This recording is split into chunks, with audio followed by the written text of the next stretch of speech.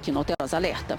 Você vai acompanhar os detalhes desse acontecimento aí na Várzea das Flores, mas a gente abre o programa dando as boas notícias, que a gente já tem feito isso há 60 dias, né? O número de pessoas curadas cresce no mundo. Mais de 3,5 milhões de pessoas foram curadas depois de terem sido infectadas com Covid-19. Aqui no Brasil já são quase 500 mil pessoas, 431.071 pessoas, casos confirmados de cura aqui no nosso país. A gente agradece primeiro a Deus pelo milagre, agradece a medicina pelo trabalho, aos profissionais de apoio, né, grupos de apoio aos médicos, aos enfermeiros, fisioterapeutas, terapeutas ocupacionais, a vocês que são os heróis da vez aqui no mundo, não no nosso país só não, a vocês muito obrigado pelo empenho, né, pela tomada desse assunto. Muitas pessoas saíram de casa para protegerem seus pais, protegerem seus filhos, enfermeiros, terapeutas, saíram de casa, foram morar sozinhos nesse período para evitar a contaminação. Então, a vocês, o mérito está aqui, mais de 3,5 milhões de pessoas no mundo curadas e aqui no Brasil quase 500 mil de pessoas, já são dados oficiais, tá, gente? No dia em que o prefeito Alexandre Calil vai decidir se o comércio vai ou não reabrir, Belo Horizonte registra 175 confirmações da Covid-19. A capital tem hoje 3.028 casos confirmados. Vamos lá no telão de novo? Tá aqui, ó, 3.028 casos confirmados aqui em Belo Horizonte, com 66 mortes confirmadas. A gente lamenta muito por essas mortes. As mortes se mantiveram em 66. Nós entramos em contato com a Secretaria Municipal de Saúde para saber como é que está a situação dos leitos de UTI para o coronavírus em BH. Eles disseram que só iriam falar na coletiva de hoje, mas segundo o último dado que nós tivemos acesso, a capital conta com 246 leitos para pacientes com coronavírus, dos quais 167 estariam ocupados por pacientes em tratamento. Isso representa 68% de ocupação, mantendo assim o alerta amarelo, que é o aceitável para o avanço da flexibilização. Então, vamos entender aqui. São casos confirmados, casos oficiais, a fonte é a Secretaria Estadual de Saúde. A gente caminha para essa faculdade de reabrir ou flexibilizar o comércio, a abertura de mais estabelecimentos. Mas a reunião vai ser às 14 horas, a partir das 14 horas, quando o prefeito Alexandre Calil, juntamente com o comitê de gestão da Covid-19, vai estar dando as direções, os direcionamentos para a próxima segunda-feira. Conversei hoje com algumas pessoas que trabalham em shoppings convencionais, vamos dizer assim, e eles estão com a expectativa de reabrir os shoppings, assim como já estão reabertos em São Paulo, estão reabertos no Rio de Janeiro, eles trabalham com essa expectativa.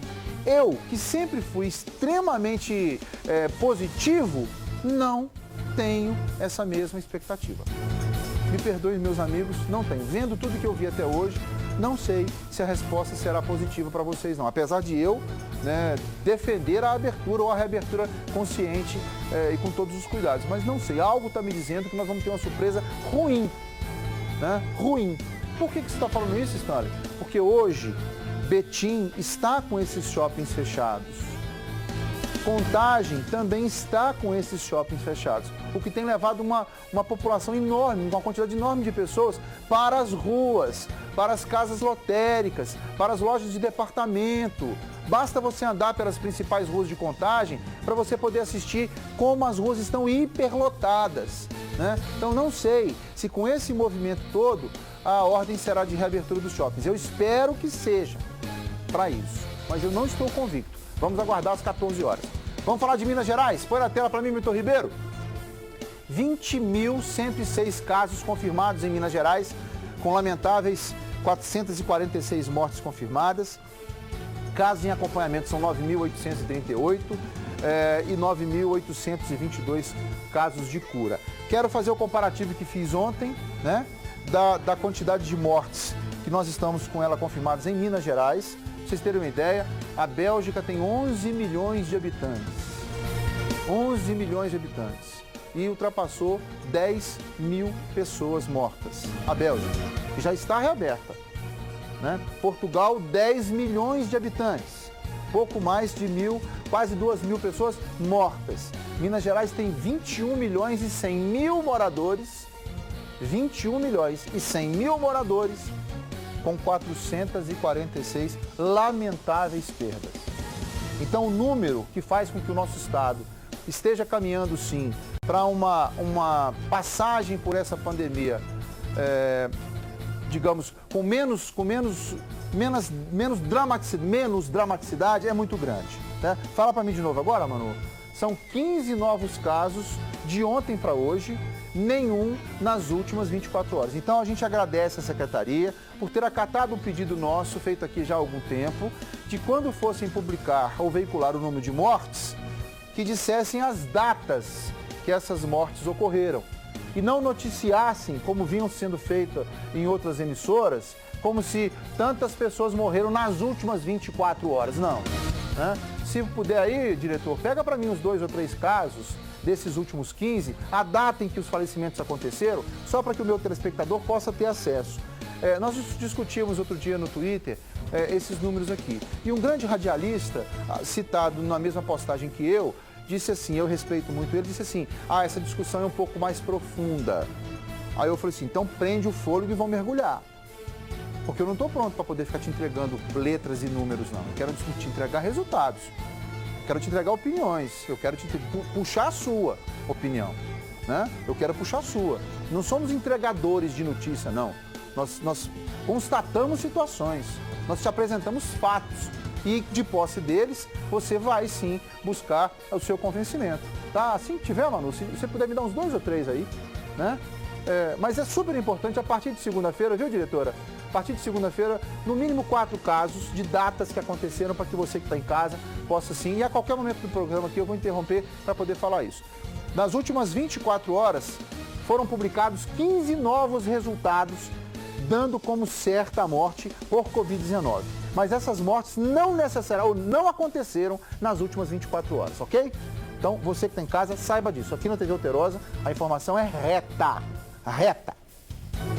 E você, telespectador, tem mais voz aqui no nosso programa. No nosso Instagram, está acontecendo nesse momento uma pesquisa.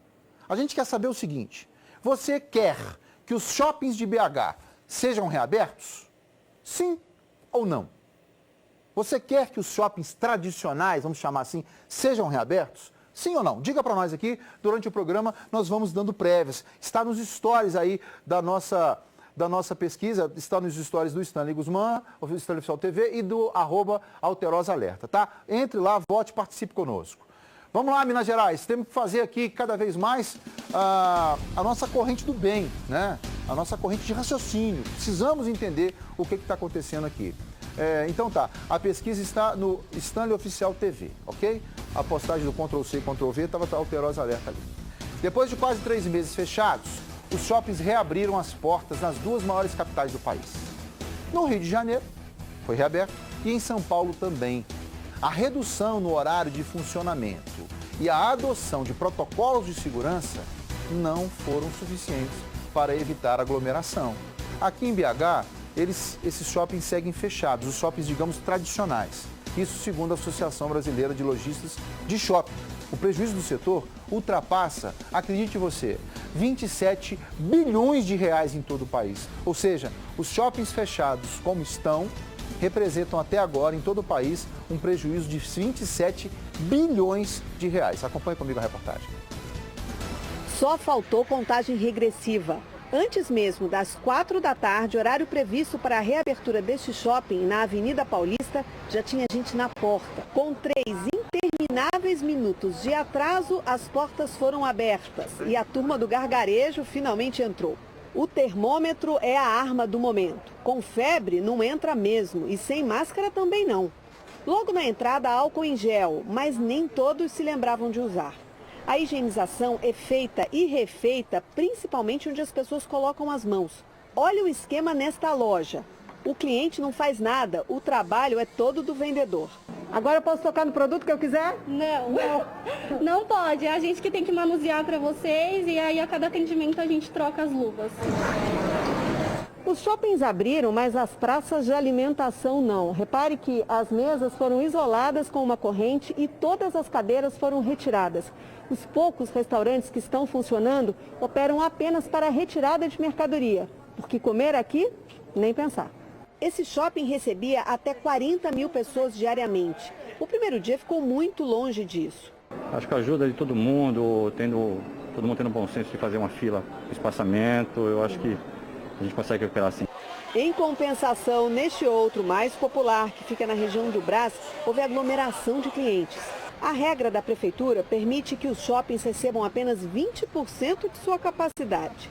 Durante os 83 dias em que ficaram fechados, os 577 shoppings do Brasil acumularam um prejuízo de 27 bilhões de reais. O faturamento do lojista está gerando 30% a 40% de movimento. É um movimento muito fraco, é um movimento que não paga as contas. Laine queria voltar ao trabalho, mas teve que montar um esquema para o filho. Antes ele ia para a escolinha, né? E após a escolinha ficava com a avó. Agora é avó período integral.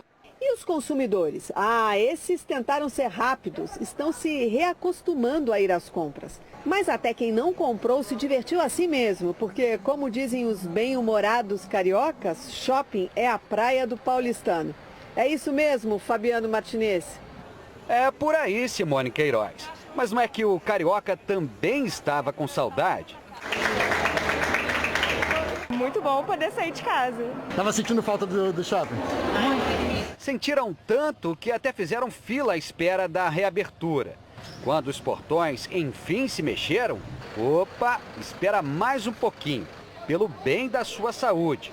Para começar os protocolos de higiene. Depois, hora de medir a temperatura, uma das exigências para os shoppings voltarem a funcionar. E sem máscara, nem pensar. Acho muito importante para prevenir, né, da gente ter uma segunda onda aí da epidemia. Os avisos alertam para a necessidade de se manter pelo menos 2 metros de distância de um para o outro. E neste shopping, um sistema detecta aglomerações. Através das nossas antenas de Wi-Fi, que nos reportam um mapa de calor, de concentração de pessoas no empreendimento e que isso nos ajuda a atuar rapidamente ali para, de fato, evitar qualquer aglomeração. E tem mais uma forma de controlar o acesso aos shoppings, pelo estacionamento. Por enquanto, a ocupação máxima permitida é de 1/3 do total das vagas. Quando esse limite é atingido, a entrada é automaticamente bloqueada. Se eu chegasse aqui e visse o estacionamento lotado, eu não entraria, entendeu? As lojas ficam abertas do meio-dia às 8 da noite. São 4 horas a menos de funcionamento do que o normal. Dos 38 shoppings da capital, apenas 3 não reabriram nesta quinta-feira. Entre eles, o maior da Zona Sul Carioca, que preferiu seguir o planejamento original da prefeitura e vai retomar as atividades na semana que vem. Acesso liberado apenas para os entregadores de comida. Quem não quis esperar, aproveitou o feriado para colocar as compras em dia, bem a tempo do Dia dos Namorados. Segredo. Surpresa? Não pode saber. Vai ser surpresa? Vai ser surpresa. Bem, essa discussão sobre reabrir os shoppings tradicionais, vamos chamar assim, eu vou usar essa nomenclatura, ela dá muito pano para manga ainda, né? Porque a gente vai ter que enfrentar esse novo normal. Quantas e quantas vezes, por uma falta de uma agenda, sei lá, mais caseira, a gente deixava para poder almoçar no shopping, depois a gente pegava aquele cinema das 4 horas da tarde e enquanto isso passava na sorveteria, a gente ia numa loja de departamento para comprar uma camisa mais baratinha, alguma coisa nesse sentido. Essa função do shopping, na minha opinião, ela vai demorar a voltar, né? A minha ida até o shopping tradicional, assim como em todos os outros, mas sobretudo nos shoppings tradicionais, que a gente ia para poder passar uma tarde inteira com os amigos, comendo alguma coisa, numa rodada de shopping, essa condição não volta tão cedo. E aí eu pedi à minha equipe para poder fazer um comparativo para você de como está ou de como estão os estados em relação à pandemia nas suas capitais. Então nós estamos aí só com a grande São Paulo em torno de 11, só a cidade de São Paulo, 11 milhões de habitantes. Vocês terem uma noção de grandeza, São Paulo, 11 milhões de habitantes, Belo Horizonte, 2,5 milhões, para não ser injusto com as capitais. Tá? Então, São Paulo, mais de 12 milhões, me diz o meu diretor aqui. Minas, BH, 2,5 milhões. Então, estamos falando de 5 vezes BH São Paulo. Então, por favor, sejam justos aqui. Rio de Janeiro, a mesma coisa, algo em torno de 6 a 7 milhões. A região metropolitana, a Grande Rio, 4 milhões de habitantes. Tá aqui. Então, olha só o comparativo. Casos confirmados em São Paulo, 89.149. Casos confirmados no Rio, meu querido Marcelo Gozende, 40.017. Minas, 3.000. 89, Cidade de São Paulo, 89 mil. Cidade do Rio de Janeiro, 40 mil. E Belo Horizonte, 3.000 casos confirmados. Aí a discussão é, secretário, o senhor está testando menos. O senhor está testando menos. Aí a resposta do governo estadual é, mas em compensação tenho leitos sobrando. Ao invés de aplicar em testes rápidos, para poder aumentar esses números, eu optei pela eficácia do atendimento. Então, queiram vocês ou não, Minas Gerais está dando um show, sim. Porque não adianta eu trabalhar com esses números tão elevados, tendo os fracassos de atendimento em São Paulo, os fracassos de atendimento no Rio de Janeiro, como foi capa do Jornal Estado de Minas de ontem, 1 bilhão e 500 milhões de recursos já desviados e nenhuma denúncia aqui em Minas Gerais ainda. Pelo menos não do governo estadual. Tenho procuração para poder defender ninguém não, mas está aqui, ó. Os números estão aqui. A realidade é a seguinte, eu tenho 5.400 mortes confirmadas na cidade de São Paulo, 4.850 mortes confirmadas na cidade do Rio de Janeiro e 66 mortes em Belo Horizonte. E aí?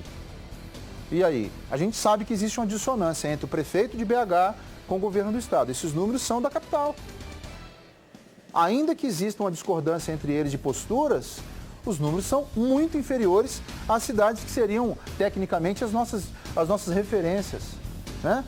Os shoppings foram reabertos em São Paulo, os shoppings foram reabertos no Rio de Janeiro. Daqui a pouquinho eu recebo o Mário Valadares, que vai colocar 14 mil camelôs voltaram às ruas do Rio de Janeiro essa semana. E aqui em BH, os shoppings seguem fechados com a expectativa de hoje nós recebermos o comunicado se essa abertura vai acontecer ou não, né? Eu conversei com alguns amigos que disseram que sim, a expectativa é de reabertura. Eu tenho no meu coração que não, porque a cidade de Betim voltou a fechar, a abertura do shopping em Contagem também não foi autorizada, então eu estou bem com o pé atrás em relação a isso. Mas às 14 horas a gente vai acompanhar. E entre as notícias mais lidas do site Estado de Minas está a reunião na casa do prefeito Alexandre Calil, que define as próximas ações de combate à Covid-19 aqui em BH. O prefeito acertou os últimos detalhes das medidas que serão comunicadas daqui a pouco em entrevista coletiva. Você acompanha todos os detalhes dessa matéria no site em.com.br. Reunião do prefeito com os seus assessores, né? E essa discussão sobre abertura ou não, prepara, por favor, o senhor Mário, diretora, por favor, vamos entrevistar o senhor Mário, o Mário esteve aqui na terça-feira, salvo me engano, e a nossa discussão minha e dele acabou surtindo muitos comentários, né? E a gente vai debater um pouco mais. Pode chegar para cá, Mário, por favor, você está em casa? Pode vir para cá, hoje nós trocamos de lugar. Meu querido Mário Valadares está aqui. Meu chefe, mais uma vez, boa tarde, né? Boa tarde. Cumprindo aqueles protocolos, a gente vai fazer aquelas referências, tudo sem apertar a mão, mas em breve a gente vai dar bons abraços. Mário, chega para cá agora, por favor. Deixa eu virar de costa. Tá tudo certo. Mário, aquela vinda sua aqui gerou alguns questionamentos. Não vou falar perguntas, não. Nós continuamos com aquela pergunta básica, eu tenho algumas outras, mas de por que um shopping dito popular está tendo o privilégio de ter as suas atividades retomadas e shoppings tradicionais, que, segundo eles, o rigor, digamos, da limpeza, da higiene seria muito maior, continuam fechados até hoje. Por que essa diferença, Mário? Por favor, boa tarde. Vamos lá. O shopping popular ele tem uma característica muito diferente, né, dos shoppings convencionais. E esse rigor de segurança e de higienização está sendo aplicado nos shoppings populares, e especificamente no EAPOC, até, eu diria, com procedimentos extra solicitados. Ou seja, nós temos lá um aplicativo que quando a pessoa está na fila ou mesmo em casa, ela já consegue identificar a loja que ela vai comprar aquele produto. Então, quando ela entra ali, ela já é direcionada automaticamente para aquela loja. É tipo um Waze, tipo um Google Maps, né? Ok. E isso ajuda muito. Tanto é que a gente tem verificado que o tempo de permanência dos clientes no EAPOC é por volta de 15 minutos. Ou seja, ele entra, compra e sai. Então, com isso, evita aglomeração e esse aplicativo ajuda nesse sentido, apesar que nós contratamos mais 20 pessoas para também estar orientando os clientes como chegar rapidamente na loja que ela queira comprar determinado produto, né? Além de ter uma equipe com 40 seguranças para manter o distanciamento. Então, só concluindo, em relação às medidas de segurança, né, nós temos todas as medidas de segurança iguais ou melhores que vão ser adotadas pelos shoppings convencionais.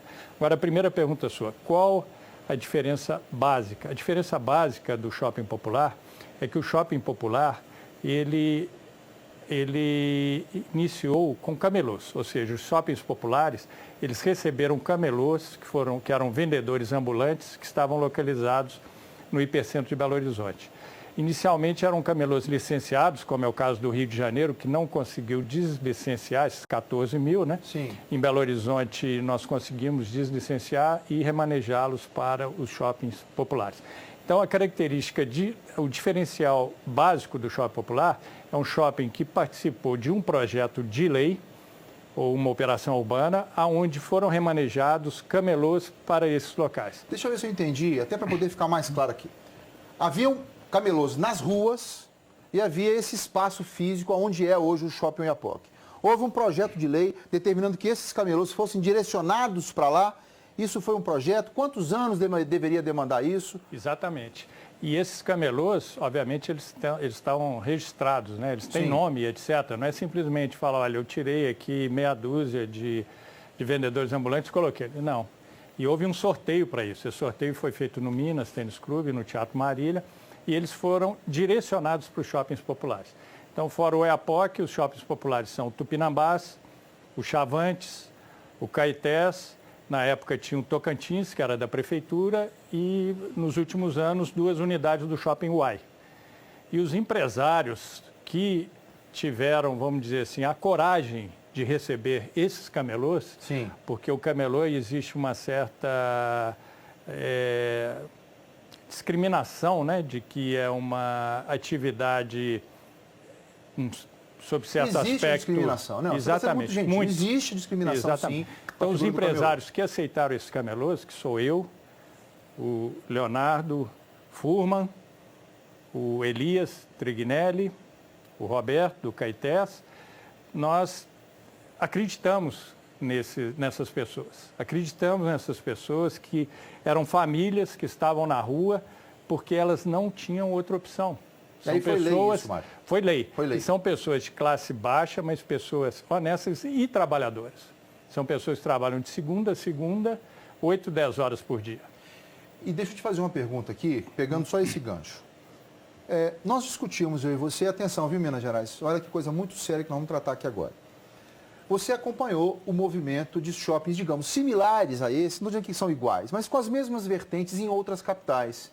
E nós falávamos de um momento que aconteceu alguns dias atrás, algumas semanas atrás, em São Paulo, e que você trouxe para nós aqui podermos analisar. Eu queria colocar aqui na tela para que toda a Minas pudesse acompanhar e você descrever um pouquinho para a gente o que é essa bagunça, por que ela se deu e por que isso não aconteceu em Minas Gerais. Podemos ver?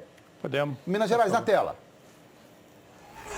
Aqui, Mário, explica para nós, onde está se dando isso? Pois é, isso é no Brás, porque tanto São Paulo quanto o Rio não conseguiu fazer esse remanejamento de camelôs para os shoppings populares. Os shoppings populares, eles represam os camelôs. E no Rio e São Paulo, não. Então, esses camelôs, eles não têm outra opção. São pessoas de classe baixa, sem escolaridade, e a única opção deles ou é ir para a rua ou para a criminalidade.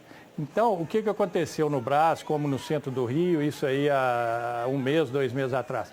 Eles foram para a rua e começaram a brigar com a fiscalização e a polícia. Belo Horizonte não ocorreu isso, porque Belo Horizonte teve uma atitude preventiva, muito sábia, de represar esses camelôs nos shoppings populares. Essa foi uma das funções principais e vamos dizer, não um benefício, né, mas é uma credibilidade para esses empresários que receberam esses camelôs, agora estarem com eles ali represados de uma forma segura, controlada, com todos os protocolos de segurança para evitar aglomeração e disseminação. Mário, para a gente concluir aqui, até porque a sua vinda é sempre muito importante para nós, o jornalismo, por que é que existe diferença entre shoppings similares aos populares aqui no Barreiro, em Venda Nova, que estão fechados, denúncia inclusive de um vereador aqui de BH, dizendo shopping tal está fechado, o outro não está. Tem gente ganhando dinheiro com isso. Por qual a diferença desses estabelecimentos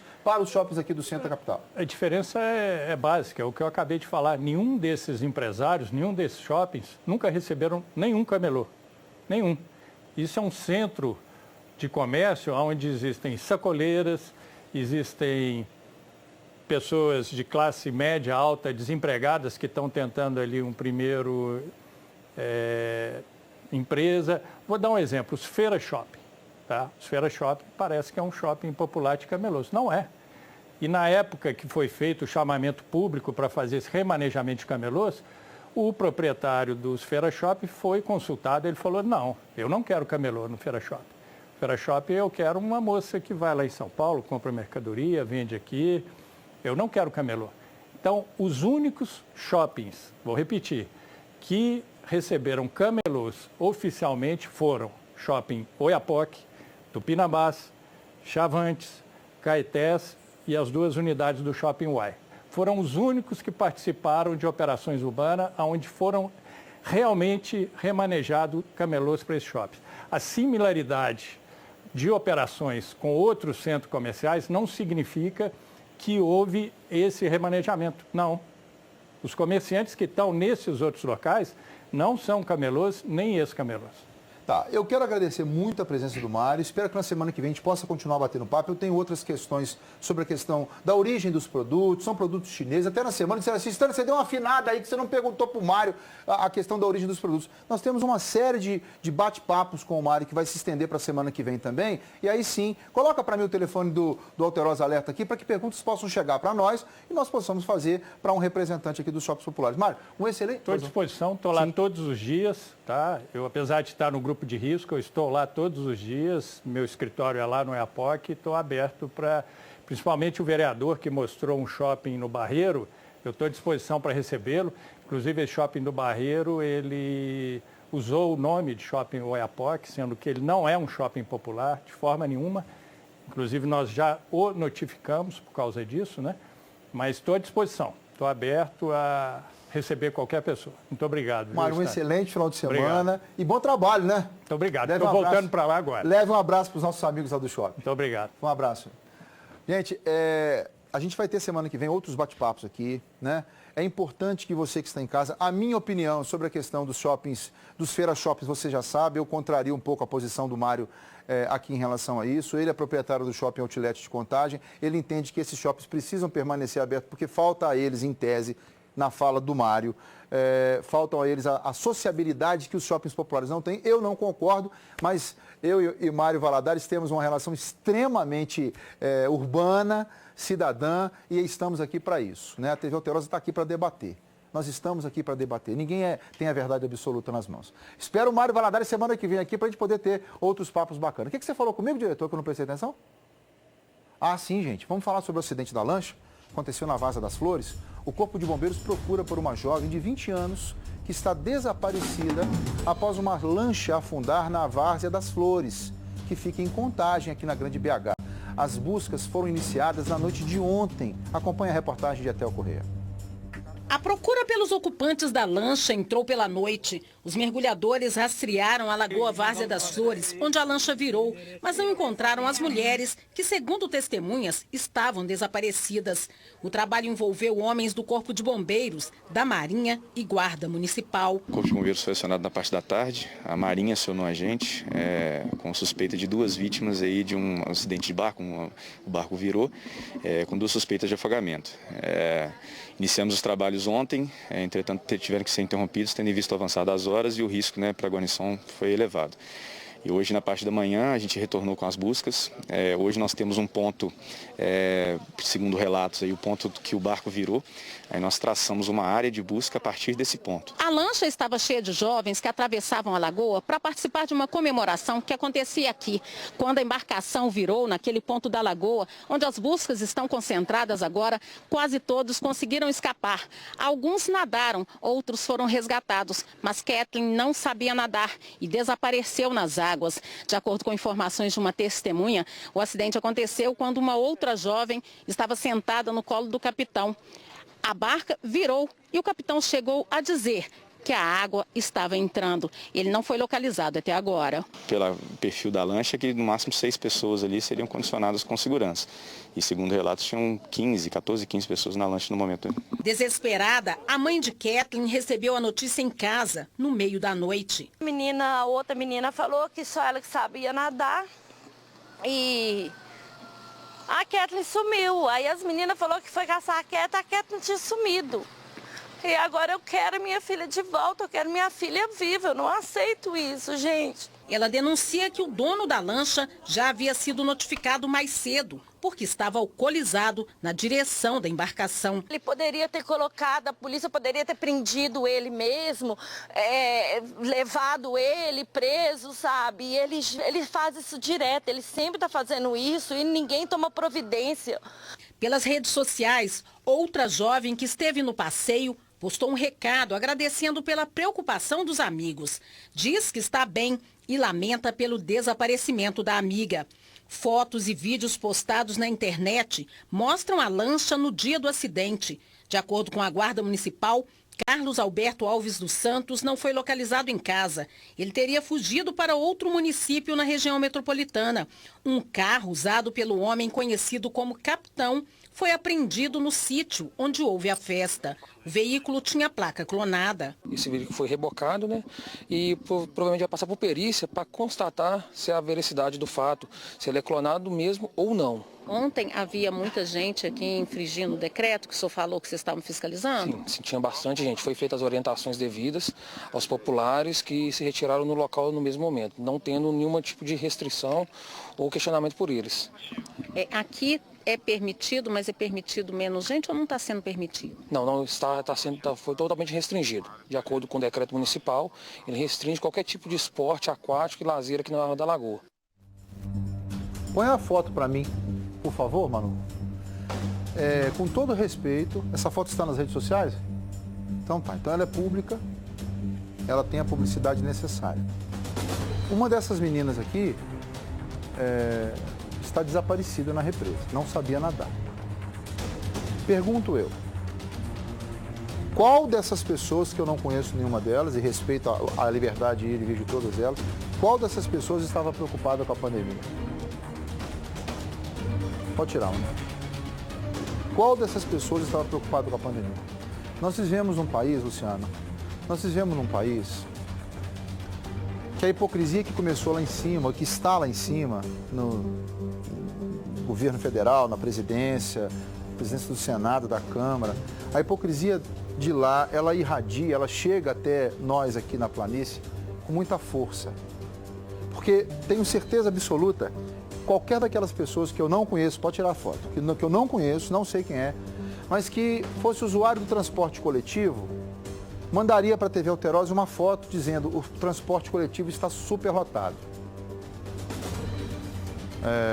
Acabei de chegar no hospital e estou há mais de 3 horas esperando na fila para poder ser atendido por um médico. Mas no primeiro feriado, que não podia existir, pode colocar de novo, foram para a Represa das Flores. Aqui. Assim que puder. Se for para o ônibus lotado, vai fazer filme e mandar para as emissoras de televisão. Se for para o ônibus lotado, vai fazer filme e colocar no Facebook. Mas a lotação da lancha, põe para mim assim que puder, a lotação da lancha ninguém questionou. E como disse o policial, está proibido essa atividade. Mãe, a senhora tem todo o meu respeito, está chorando agora o desaparecimento da sua filha, né? E deixou claro, eu não aceito a morte dela. Eu quero a minha filha viva. A senhora está coberta de razão. A senhora está coberta de razão. Receba o meu abraço por enquanto. Espero que nós possamos encontrar a sua filha. A senhora chame a atenção dela para não participar de eventos como esses, principalmente quando eventos como esses forem proibidos. Né? Ah, tem que mandar prender o dono da lancha. Tem que mandar prender o dono da lancha e todo mundo que estava com ele. Não é só ele que é o inconsequente, não. Todo mundo que estava com ele. Porque na minha terra, para tirar, meu time, existe uma frase muito séria que papai chamava a atenção da gente. Diga-me com quem tu andas e eu vou te dizer quem você é. Diga-me com quem tu andas, me conte quais são os seus amigos, que eu vou dizer qual é o seu caráter. Então eu lamento muito pelo desaparecimento por enquanto e espero que a polícia possa encontrá-la viva e que a mãe possa ter esse tipo de conversa com ela. Mas é hipocrisia agora apontar um culpado quando todos fizeram pose para foto. O feriado foi de movimento na Serra do Cipó, na região metropolitana de BH. Boa parte da região está liberada para o comércio e o turismo. Vamos acompanhar? Cansado de ficar só dentro de casa, Guilherme decidiu trazer a família para curtir o feriado prolongado em um ambiente diferente. Tem uma hora que nós, como família, temos que enfrentar a situação da pandemia e resolver ressocializar, né? A gente trabalha muito, incentivar o pequeno comércio, os hoteleiros, o comércio da Serra do Cipó. Mas quem veio para Santana do Riacho achando que iria curtir uma cachoeira, encontrou a entrada de uma das mais populares fechada. O decreto de flexibilização não permite a abertura das famosas cachoeiras. O uso de máscara na cidade é obrigatório, mas flagramos muita gente circulando pelo centro sem a proteção. As pousadas foram liberadas para receber hóspedes no feriado prolongado, mas com apenas 50% da capacidade. Nesta, dos 22 chalés, 11 estão ocupados. E houve durante esse período muita procura. Muita gente até impaciente no telefone, quando liga para cá a gente fala que não tem vaga. Para seguir as regras sanitárias, várias placas foram espalhadas com orientações para evitar aglomeração. Na piscina aquecida só é permitida a entrada de 4 pessoas por vez. A limpeza dos quartos foi adaptada. Nós tivemos que trocar todos os produtos de higienização e limpeza. Existe todo um protocolo de segurança para que a camareira que teve contato com a roupa utilizada não tenha contato com a roupa limpa que vai ser substituída. O parquinho, o playground, também está fechado. O café da manhã vai ter que ser feito de uma forma diferente.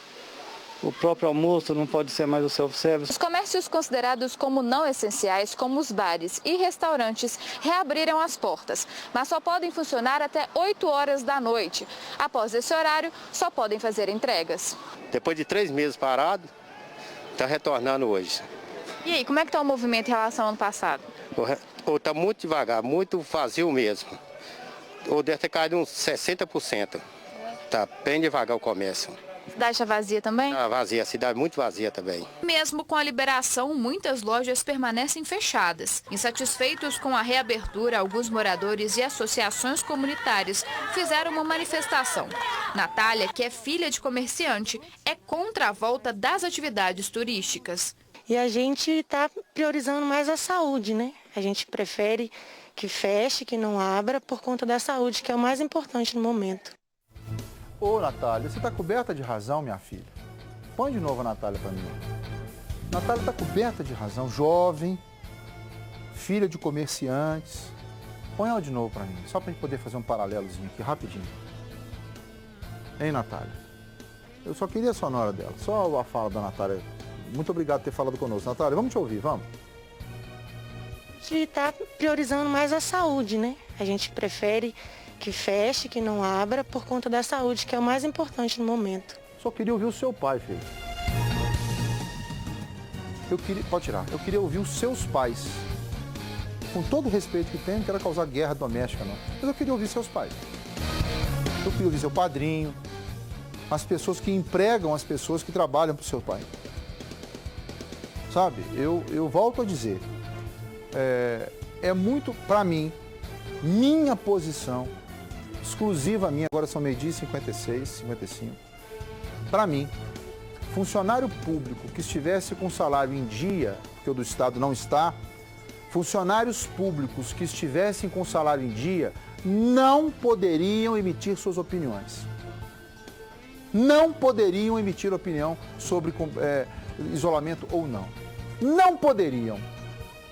Porque não sofreram absolutamente nada na questão financeira do seu dia a dia, da sua rotina.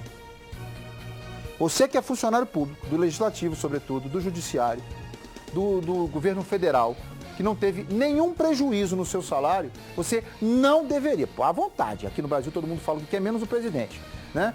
Mas não qual a sua opinião sobre ressocialização? Eu sou funcionário público, para mim não faz diferença nenhuma. Mas como não faz? Sua vida também não vale? Vale!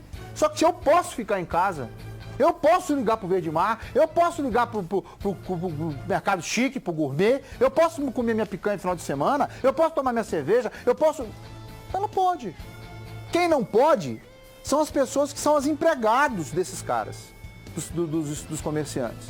Esses é que estão preocupados. Vamos esperar agora, 14 horas, a entrevista do prefeito Calil, reuniu o secretariado ontem, até agora não vi zum nenhum de que abre ou não abre. Existe uma expectativa. Talvez essa, para mim, seja a pior fase desse momento de audiências, às sextas-feiras. Porque agora falta mensurar a abertura dos shoppings convencionais. Se vocês tiverem ideia do que está acontecendo agora em Contagem, que o mercado está tecnicamente aberto e o de Betim está fechado, centenas de pessoas passeando nas ruas em Contagem. Tive acesso às imagens aqui de pessoas que são meus amigos. Né?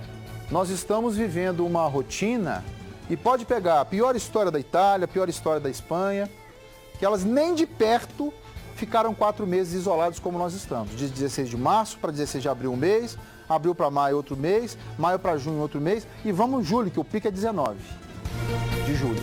Então, a conversa seriam 4 meses até agora. Então, prefeito, por favor, dê o seu jeito e mande abrir, ou autorize a abertura dos comércios na capital dos mineiros. Tome todos, só pode entrar uma pessoa por vez de 6 em 6 horas, não tem problema, mas manda abrir. Senão o povo não vai aguentar, não. Devido ao coronavírus, a Secretaria de Saúde BH criou um abrigo para evitar que aumente o contágio em asilos e também para auxiliar os idosos com cuidado preventivo. Acompanhe comigo a reportagem. Quem tem sintomas da doença pode ser trazido para cá. A estrutura, montada na região de Venda Nova, tem quartos separados, kits de higiene, além de outros materiais. A unidade também conta com médicos e enfermeiros. Profissionais técnicos estarão disponíveis 24 horas por dia. O idoso institucionalizado, onde ele fica em quartos coletivos, ao apresentar sintomas, é um risco muito grande para essa instituição e para os idosos. Por isso, a medida ela visa este afastamento e o distanciamento social, né, dentro da instituição, e também um cuidado próximo, né, com esses idosos. O acolhimento é provisório. Deve durar cerca de 15 dias. Para identificar os casos suspeitos, a Prefeitura e as instituições de longa permanência para idosos contam com parcerias. Nós temos parceria com o HC, o Hospital das Clínicas, né, o FMG, onde nós temos geriatras que diariamente estão monitorando essas ILPIs através do telemonitoramento. Esses geriatras, ao identificarem, né, a própria instituição, a ILPI, colocar que algum caso iniciou com algum sintoma respiratório, imediatamente é feito contato com o centro de saúde da área de abrangência dessa instituição. Se for o caso, ou seja, se a instituição não conseguir o ambiente adequado de isolamento e dos cuidados, né, que são privativos a um caso suspeito dentro de uma ILPI, essa transferência será garantida. Desde o início da pandemia, a Secretaria Municipal de Saúde vem monitorando cerca de 2.000 idosos. Além de instituições conveniadas com a Prefeitura, casas filantrópicas e até particulares estão sendo acompanhadas. Ainda segundo o governo municipal, o investimento na unidade foi de quase 2 milhões de reais. Com 30 acomodações disponíveis, o local já está funcionando e recebeu nesta quinta-feira o primeiro caso suspeito da Covid-19. Parabéns a essa iniciativa da Prefeitura.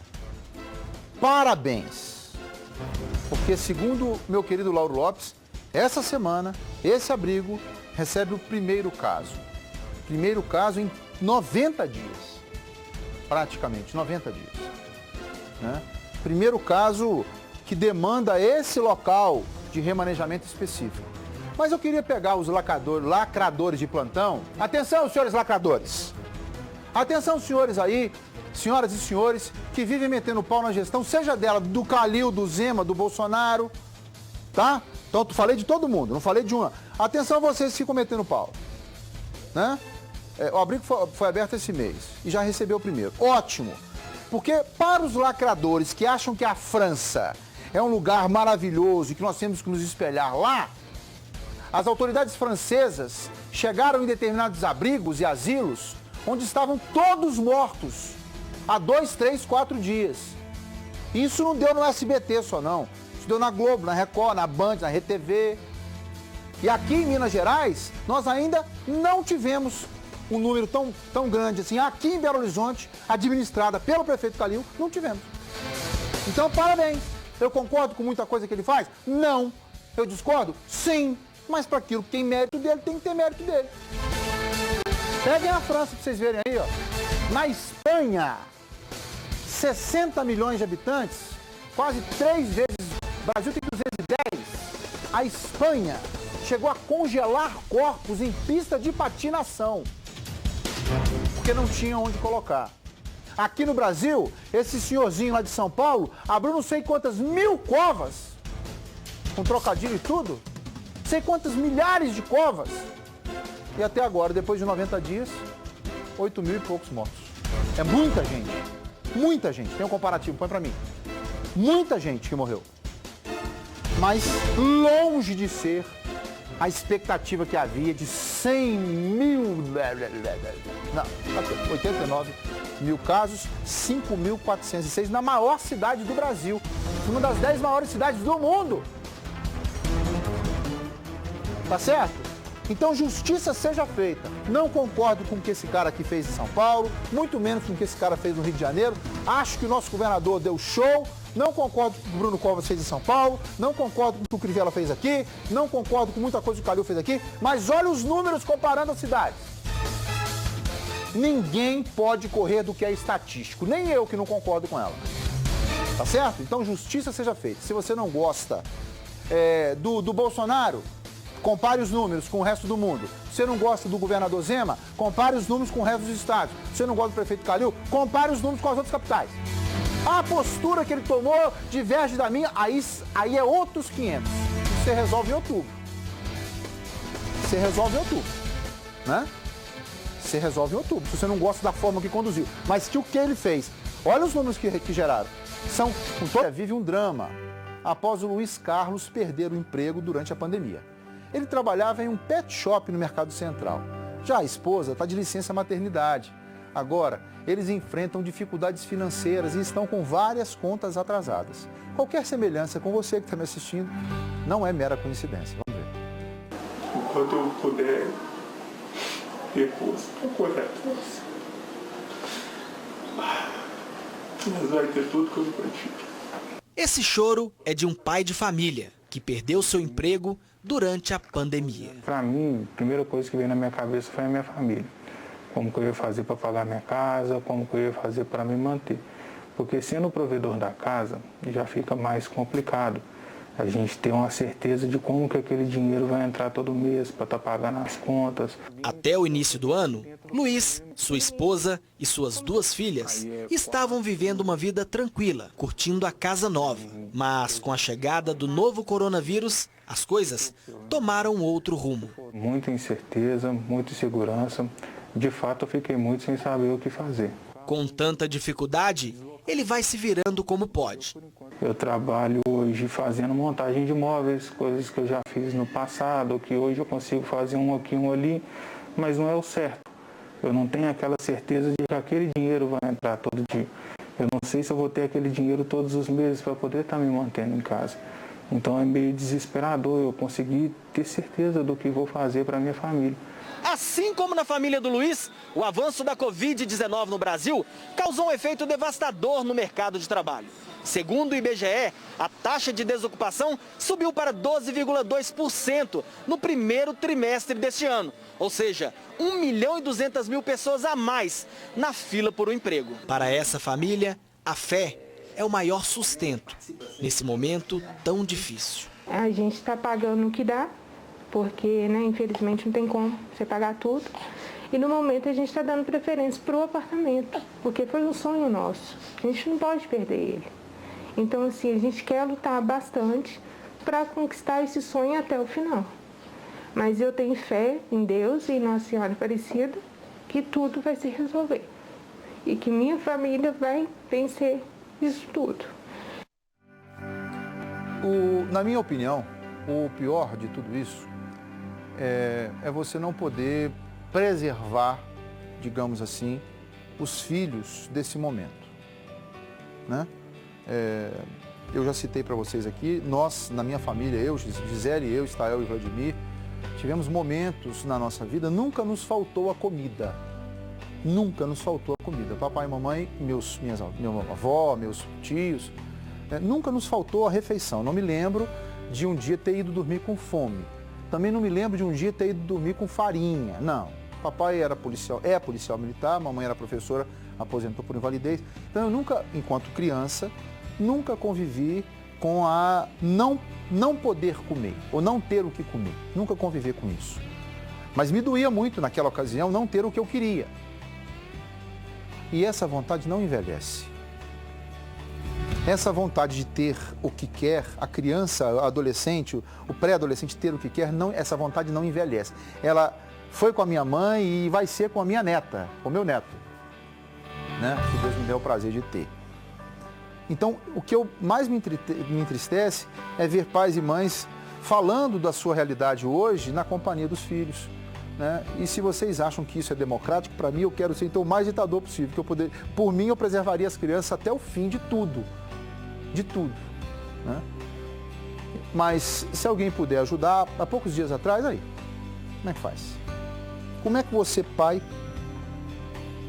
chega em casa sabendo que essa bebezinha gostava de tomar, essa ou qualquer outra, estou tipificando nas outras crianças que conheço, que gostava de tomar o Danoninho, que você tinha condição de comprar quando era do pet shop lá do Mercado Central, né? Passava, deixava aquela notinha de R$2, passava na padaria, custava R$2,30, não, pode levar, você compra todo dia, aquele pequenininho assim, aquele copinho vermelhinho, chegava, colocava, dava aquela carinha de tava azedo, né, Alexandre? Aquela carinha de azedo, e hoje você não pode fazer, porque R$2, mas de hoje até sexta-feira são 10, se você der sorte de ir no mercado, você compra um pacote de feijão, que era 6, 5, agora é 10, 12. Os ladrões, donos de grandes redes de mercado, os ladrões, estão roubando da gente isso, né? Que fique claro isso. E dane-se quem estiver achando ruim comigo. Mas fica aqui o meu apelo, pode tirar, Mitinho, ao prefeito, aos prefeitos, às prefeitas, por favor, tenha sensibilidade. É muito bom, acreditem. Eu tenho certeza que os senhores estão sofrendo para ter que decidir. Mas quando chega a noite, o que pesa a sua consciência não é a fome sua ou dos seus filhos. Não, porque o seu salário está em dia. No dia seguinte, prefeita, o carro vai estar esperando o senhor na sua porta. Graças a Deus com o motorista com salário em dia, né? Mas esse rapaz do pet shop está em casa, sem ter condição de virar. Olha, eu vou contar uma coisa para vocês, não deveria não, mas eu vou contar. Determinado movimento que aconteceu numa empresa que a gente tem, ficou faltando pagar a uma pessoa o valor equivalente a R$100. E aí nessa luta de quem paga, quem não paga, quem não paga, não sei o que, aí ela me encontrou e disse, Stanley, estou precisando receber aqueles R$100. Você não recebeu ainda não? Não recebi não. Então tá. Então vem aqui buscar. E aí ficou uma semana, 2. E ela falou assim, mas você não veio buscar, filho? Você não tem dinheiro para passagem, Stanley. Para eu poder fazer esse 100 que eu preciso tanto, eu não tenho dinheiro para passagem. Perfeito. Por favor, sem hipocrisia. População, só saia de casa se precisar. Porque você que saiu de casa para passear hoje de manhã cedo e está aí olhando vitrine em loja, em shopping, saiba que você é o responsável se nós viermos a fechar novamente o lockdown. Porque se eu sou o prefeito de Contagem, com as imagens que eu estou tendo na rua hoje, eu mandava fechar. porque aí é falta de parceria entre você que é cidadão e o poder público. Eu sei que o poder público não merece muito crédito, não, mas você merece. Está sendo dado a você, cidadão, e vocês não estão sabendo usar. Nós não estamos sabendo usar. Uma briga de trânsito quase terminou em morte na manhã de hoje no bairro Cidade Jardim, aqui, região nobre da capital. O motorista deu coronhadas na cabeça do motociclista e um tiro no pedal da moto. Olha só. Repare bem nessas imagens. Um homem para o veículo no meio da rua e começa a discutir com o motociclista. Na sequência, ele saca uma arma e parte para cima do rapaz. Após efetuar um disparo no pneu da moto, o motorista dá várias coronhadas nas costas da vítima, que não quis ser identificada. Estava na pista da direita com a minha esposa na garupa e o carro fez uma manobra brusca e veio nos fechar, onde eu fui para a beirada da rua ali na canaleta, e ele continuou me fechando, aí eu fui batendo no vidro dele, batendo para ele poder me ver, e nós atravessamos aqui pro Prudente de Moraes, aí que já no quarteirão de cima, ele abriu o vidro, começamos a discutir, ele apontou a arma, apontando a arma para minha cabeça, me agredindo, dando coronhada nas minhas costas, várias coronhadas, atirou na moto e falou que a esposa dele estava muito ruim no hospital, e que ele estava muito nervoso, mas que ele ia me dar uma chance de viver, que era isso que ele estava fazendo, falou, hoje eu vou te dar uma chance de viver. Atirou na moto, aí eu desci da moto e fui chamar a polícia, fui pedir ajuda. Assim que viu a arma, a esposa da vítima desceu da garupa e foi pedir ajuda. A polícia militar chegou ao local, mas o motorista já havia fugido. Nós ainda não temos informações concretas a respeito do veículo, né? Nós encaminharemos o BO para a Polícia Civil, que ficará a cargo da investigação. Apesar do susto e dos machucados, a vítima deixa uma mensagem de conscientização para os condutores no trânsito. Situações muito simples de se resolver, às vezes pode desencadear por tragédia. Né? Do mesmo jeito que ele fala que a esposa dele está muito grave no hospital e que ele está muito nervoso, tem outras pessoas que também têm pessoas doentes, tem muitos problemas, tem pai de família desempregado, tem gente passando fome. E se todo mundo resolver atirar em todo mundo resolver canalizar toda a raiva, toda a ira, a gente vai viver em guerra. Torço que a esposa dele fique bem e ele consiga repensar no que ele está fazendo. Porque hoje foi um pneu. Ele atirou no pneu, eu estou com prejuízo de um pneu, mas poderia ser minha esposa chorando agora e ele arrependido na cadeia, talvez.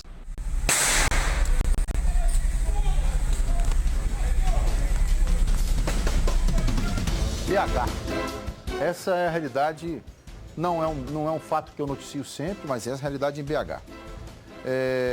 Eu só queria fazer minhas palavras do motociclista. Que nós que estamos dirigindo no trânsito, tenhamos um pouco mais de urbanidade, um pouco mais de paciência. Tanto quem está atrás de veículos, automóveis, carros, quanto quem está dirigindo motos, motociclistas e ou motoqueiros. Que os meus amigos motociclistas disseram que tem uma diferença muito grande entre um e outro. Os motociclistas são aqueles que respeitam o trânsito, que respeitam os locais, e os motoqueiros são aqueles que não respeitam ninguém.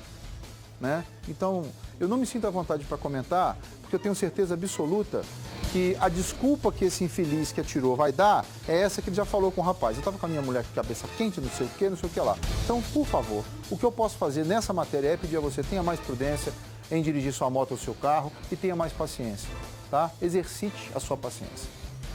Olha, hoje é sexta-feira. Abriu para a imprensa na manhã de hoje a estrutura montada para receber moradores em situação de rua durante a pandemia. Acompanhe. O canto da rua já está pronto. Na entrada, uma barreira sanitária vai receber os moradores em situação de rua. Lá dentro, tudo foi dividido em setores. Tem guarda-volumes, abrigo para cães, pias, lavanderia, banheiros e praça de alimentação. A estrutura pode receber até 600 pessoas por dia. A população de rua vive no isolamento social, vive, né, na rua sem ter onde se aconchegar, onde ficar. E neste momento de isolamento social da sociedade, a população de rua ficou exposta. Né? Parece que reverteu a situação. Então, realmente, este momento foi muito significativo porque provocou pensar numa presença qualificada no meio da população, uma presença que aconchegue, que escute, né, que responda às necessidades básicas da população. No local ainda foi criado outro setor, chamado de Espaço Cidadania. A população de rua ela se configura como população em situação de violência. Estar na rua já é uma condição de violência. Então, portanto, a estrutura do Estado tem que estar preparada também para dar suporte à referência dessa população às redes que os protegem, acessando benefícios, garantindo seus direitos e fazer um registro civis, caso necessário. O canto da rua vai funcionar também como uma espécie de triagem. Idosos e pessoas com doenças crônicas que precisam de cuidados constantes podem ser direcionadas daqui para hospedagens permanentes. 4 casas com este objetivo já estão de portas abertas na capital. A estrutura, montada na Serraria Souza Pinto, quase ao lado da Praça da Estação, vai ser inaugurada amanhã. O trabalho é provisório e deve durar 2 meses. Os atendimentos vão acontecer todos os dias, de 8 às 2 horas da tarde. A iniciativa da Pastoral de Rua da Arquidiocese de Belo Horizonte conta com parcerias públicas e privadas. De acordo com a Prefeitura da capital, a cidade tem hoje cerca de 4.500 moradores em situação de rua. Neste espaço vai ter uma escuta qualificada, uma escuta que vai poder compreender a realidade que a população de rua passa na rua e quais são os desejos, quais são o que eles querem. Eu acho que essa interlocução que vai poder se fazer vai ser importante para a gente pensar e repensar as políticas públicas, repensar o atendimento para a própria população. Minas Gerais, entre as notícias mais lidas do site Estado de Minas, está o Dia dos Namorados. Para algumas pessoas, a quarentena por conta do coronavírus foi uma espécie de chama no fortalecimento da relação. Foi você, Manu, que escreveu isso? Porque, para quem não conhece, o Instagram AP dos Carvalhos, foi o Manu que escreveu, não? Lindíssimo o trabalho da minha querida Emília, que trabalha conosco aqui também, chama @AP dos Carvalhos. E ela posta lá ao final da tarde, toda bonitinha. Não é isso? Vai, bom, ela merece, vocês merecem, né? Então tá aí, nem mesmo a pandemia foi capaz de impedir que casais decidissem namorar ou reatar o relacionamento durante a quarentena. Então, quer saber detalhes sobre esse milagre, ou melhor, sobre essa notícia? Acesse a economia de R$1 milhão por ano. No América, tem a volta de Mateuzinho. Quem conta pra gente é a belíssima e competente Isabel Guimarães. Bebel! Muitíssimo boa tarde, Stanley. E mais um zagueiro entrou aí no radar do Atlético e pode estar muito próximo de chegar ao time alvinegro. É o Bueno, de 24 anos. Apesar dele ser brasileiro, ele sempre atuou praticamente no Japão. Atualmente ele está no Kashima Antlers e deve ser um novo reforço aí para o Atlético. Mas antes dele, é possível que seja oficializada a contratação do atacante Marrone do Vasco, de 21 anos. E pelo Marrone, que seria esse terceiro reforço da era Sampaoli, o Atlético deve desembolsar R$20 milhões pelos direitos econômicos do atleta e está quase tudo certo ali com o Vasco. Já o Cruzeiro, Stanley, contratou um serviço jurídico, terceirizou esses trabalhos e deve gerar uma economia aí de R$1 milhão por ano. E nesses trabalhos jurídicos, estão incluídas as áreas de direito trabalhista, direito tributário, também criminal, inclusive para ajudar nos desdobramentos de investigações do Ministério Público, da Polícia Civil, referentes à gestão anterior. Lembrando que hoje o Cruzeiro deve quitar 2 folhas salariais de atletas e também de funcionários do Departamento de Futebol. No América tem a volta de Mateuzinho, ele que ficou em quarentena depois de ter sido diagnosticado com o coronavírus, voltou aos treinamentos ontem e na semana que vem, como eu disse ontem também, a perspectiva é de que o América já comece a treinar com um elenco completo, já que nessa segunda bateria de exames ninguém foi diagnosticado com a Covid-19, graças a Deus, né? E é isso aí. Para você, uma excelente sexta-feira, tem live hoje, vou bater um papo com o Toledinho às 5 da tarde pelo Instagram da TV Alterosa e eu espero todos vocês assistindo a gente e até semana que vem para você, Stanley. Beijo! Obrigado, minha querida amiga, bom final de semana para você também. Quer saber o resultado da nossa pesquisa aí no nosso Instagram? A pergunta era, você quer que os shoppings de BH sejam reabertos? Resultado na tela, 61% das pessoas que participaram disseram que sim, que querem que os shoppings sejam reabertos. 39% disseram que não. Na segunda-feira tem nova pesquisa, nova pergunta, e vocês podem, inclusive, mandar para nós aqui nos nossos aplicativos qual é a dúvida que você tem, o que você quer submeter à opinião de todos. Gente, sexta-feira eu vou ficando por aqui, mas vou ficar aqui para assistir ao Alterosa agora, porque Álvaro Damião está no comando e quando ele está no comando é um show à parte. Segunda-feira, se Deus quiser, estamos todo mundo de volta aqui. Tchau, Minas Gerais. Tchau, tchau. Bom final de semana. Tchau.